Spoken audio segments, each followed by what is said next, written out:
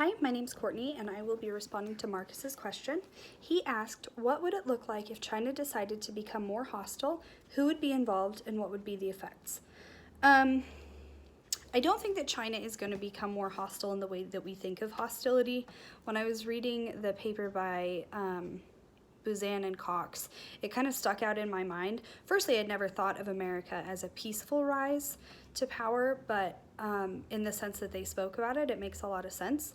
I think that that's what we're going to see from China. I think it's going to be more of an inevitable rise to power versus something that comes by force. There's a lot of ebb and flow to the economics of power players in the world, and I think that China is trying to kind of sit back, play their cards right, if you will, and with that there will come their rise to power.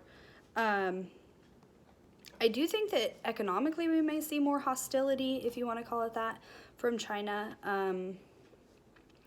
They do play a pretty key role in the economics of the United States, and I would say a lot of countries in the world, so I think that we might start to see more of that.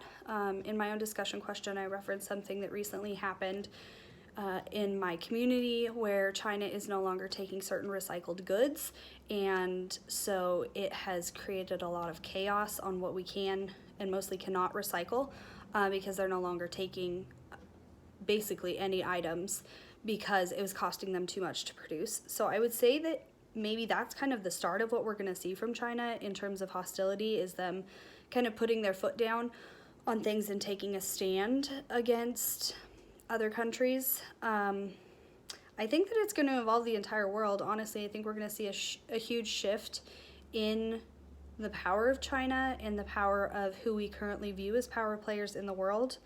The effects, your guess is kind of as good as mine on what the effects are going to be, but I do think it's going to be peaceful. I think if we see any hostility, it's going to be economic hostility and not warlike hostility. So I hope that answers the question sufficiently.